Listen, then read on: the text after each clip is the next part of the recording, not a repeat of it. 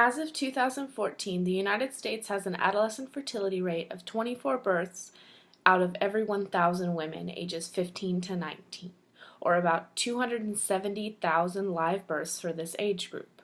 Australia, Kuwait, Malaysia, and 67 other countries rank lower than the United States in adolescent fertility. Teen birth rates have decreased in the past decade, but recent political movements against organizations which provide health care and prevention methods could lead to an increase in births.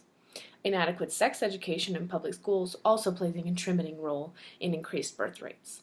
Ultimately, America is inadequately prepared for population growth, giving rise to homelessness and depletion of resources. My generation is facing an overwhelming wall of issues, both political and social, that was left to us by our predecessors. The root of the increased teen birth rate may lie in a lack of early sex education in public schools. Only 22 states, including the District of Columbia, require that public schools teach sex education. 20 of these states require HIV and AIDS education as well. These 28 remaining states are at liberty to decide exactly what the students will be taught, or if they will be taught at all.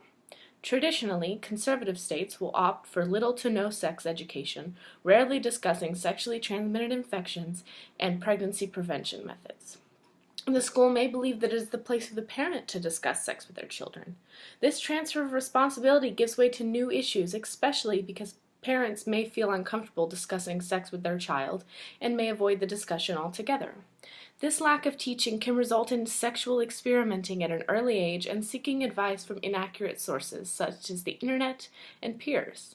Statistically speaking, states that teach abstinence-only courses have higher teen birth rates than states that teach prevention methods, showing a direct correlation between sex education in public schools and decreased teen birth rate.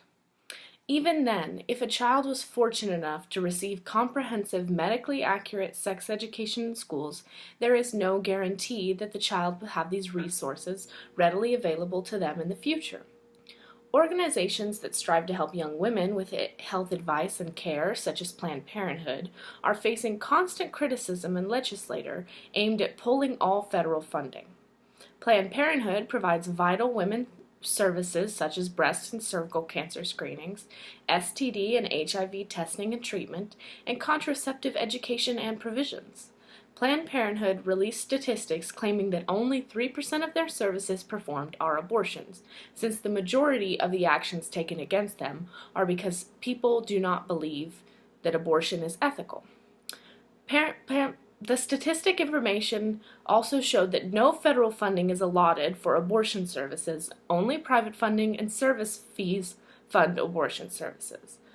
Moreover, the Hyde Amendment of 1976 placed a strict ban on federal funding for abortions, and there is no evidence to indicate that Planned Parenthood is not following the necessary guidelines.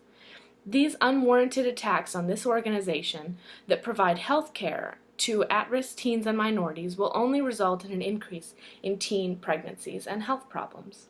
I have experienced first-hand repercussions of political restraints on women's health services.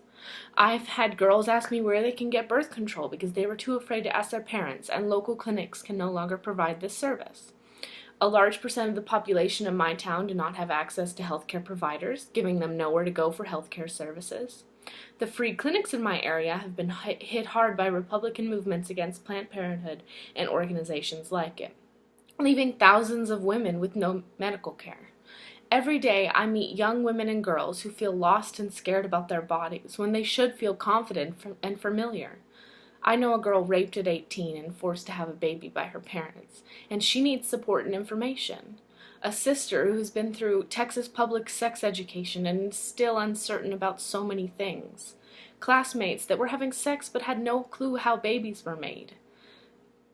I am part of a generation that is being ignored when we plead for accessible health care and adequate sex education.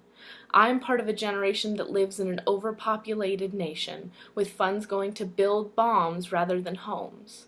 My generation will be the generation to recognize this problem and find a solution.